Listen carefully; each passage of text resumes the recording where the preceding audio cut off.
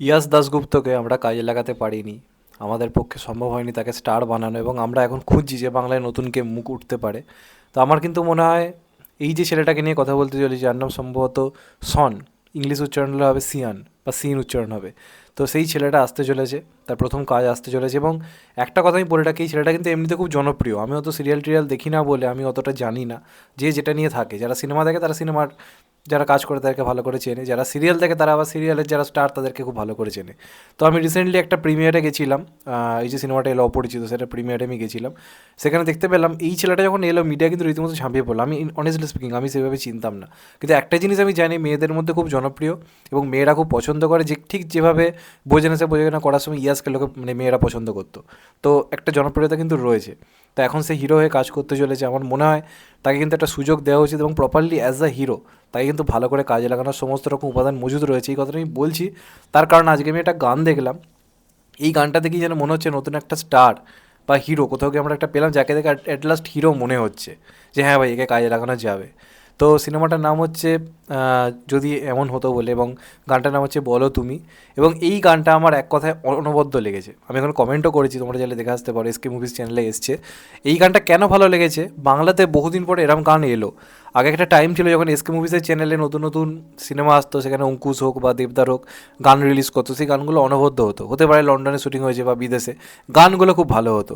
যেমন ছোট্ট উদাহরণ দিচ্ছি, রোমিও জুলিয়েটের একটা গান ছিল বেখেয়ালি মনে, গানটা তোমাদের নিশ্চয়ই মনে আছে। আমি সারাদিন তখন শুনতাম গানটা, অঙ্কুশদার লম্বা চুলটুল করেছিল, গানটা হিট গান, একটা হিট গান। আমি গানটা তখন খুব শুনতাম। তারপর ধরো ওই যে গানটা রয়েছে আমায় আদর কর, ফ্রম দ্য মুভি খোকাবাবু, আমার প্রচণ্ড পছন্দের গান। এরম গান বাংলাতে বহুদিন হলো মিসিং হয়ে যাচ্ছিলো। তো এইটা হচ্ছে সেই গান, যে গানের মাধ্যমে আমি বলবো টলিউডে অনেক দিন পরে এরকম একটা গান কিন্তু কোথাও গিয়ে ফিরলো, বহু যুগ পরে। এবং এই গানটা গেয়েছে হচ্ছে ঋগদা। ঋগদাকে তোমরা সবাই চেনো, সারেগামাপার মাধ্যমে খুব জনপ্রিয় হয়েছিল, সেই গানটা গেয়েছে। এবং সেও কিন্তু অনবদ্য গেয়েছে গানটা, দোলন মহিলা মিউজিক দিয়েছে এবং গানটা গেয়েছে হচ্ছে ঋগদা। গানটা কিন্তু এক কথায় খুব ভালো একটা গান হয়েছে। প্রথম কথা, অ্যাজ আ হিরো তুমি যদি সন্ধ্যাকে দেখো, তার যে স্ক্রিন প্রেজেন্সটা আমার দারুণ লেগেছে। মানে একটা হিরোকে তো এইভাবেই চেনা যায়। আজকে জিদ্দা বা ঘুষদা বা দেবদাদের কেন লোকে পছন্দ করে, স্ক্রিন স্ক্রিন প্রেজেন্সের জন্য। তো সেটা কিন্তু এই ছেলেটার মধ্যে রয়েছে। আমার মনে হয় কাজে লাগানো উচিত। ইয়াসদাকে তো আমরা কাজে লাগাতে পারিনি, কাজে লাগানো কতটা হবে তাই নিয়ে যথেষ্ট সন্দেহ রয়েছে। কিন্তু আজকে যদি এই ছেলেগুলোকে আমরা না তুলতে পারি, নতুন স্টার বাংলাতে উঠে আসবে না। তো অ্যাট লাস্ট কিন্তু একে সুযোগ দেওয়া উচিত। যদিও আমি জানি না এটা কী ধরনের সিনেমা, এটা প্রপারলি মেন স্ট্রিম মুভি সম্ভবত কতটা হবে তাই নিয়ে আমার যথেষ্ট ডাউট রয়েছে।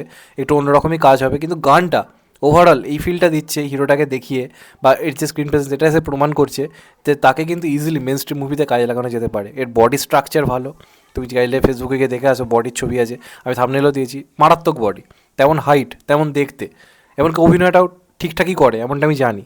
তো সেই হিসেবে তাকে কেন কাজে লাগানো হবে না?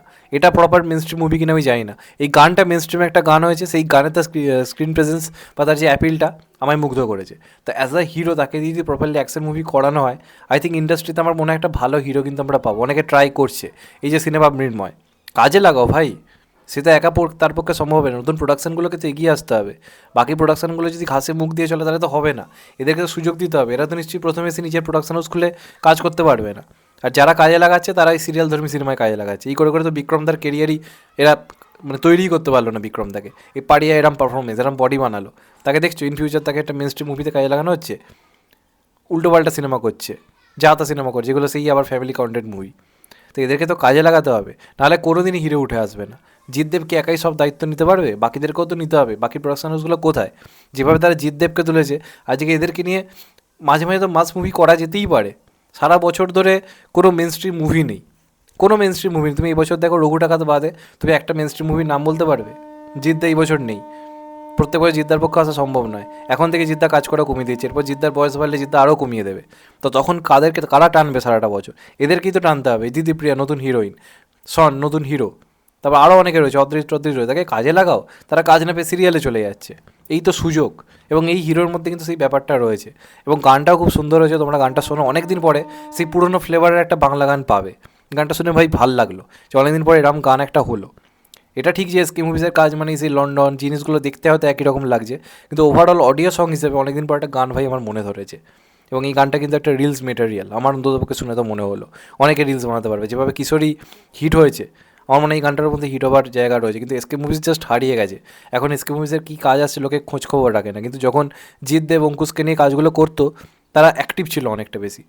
তো সেই দিক দিয়ে এই গানটা কতটা হিরো হবে আমি জানি না, কিন্তু গানটা ওভারঅল ভালো হয়েছে এবং আমার মনে হয় ইন্ডাস্ট্রিতে একটা নতুন হিরো, প্রপারলি ভালো হিরোর একটা পা পড়লো। এবার তাকে না কাজে লাগাতে পারলে সেটা আমাদের ক্ষতি, তার কিছু যায় আসবে না, সে সিরিয়ালে চলে যাবে, নিজের মতো করে নিজের জনপ্রিয়তা কাজে লাগিয়ে বেরিয়ে যাবে, কিন্তু ইন্ডাস্ট্রির ক্ষতি হয়ে যাবে। আমার মনে হয় কাজে লাগানো উচিত। তোমাদের এটা নিয়ে কি মতামত অবশ্যই জানিও। চ্যানেলটা নতুন হলে চ্যানেলটা সাবস্ক্রাইব করে দিও and get the bell icon. ভালো থেকো সবাই, টেক কেয়ার, নমস্কার, আবার দেখা হবে। এখন তো বাই, সবাই ভালো থেকো, সুস্থ থেকো, নমস্কার, টেক কেয়ার, আবার দেখা হবে, ভালো থেকো।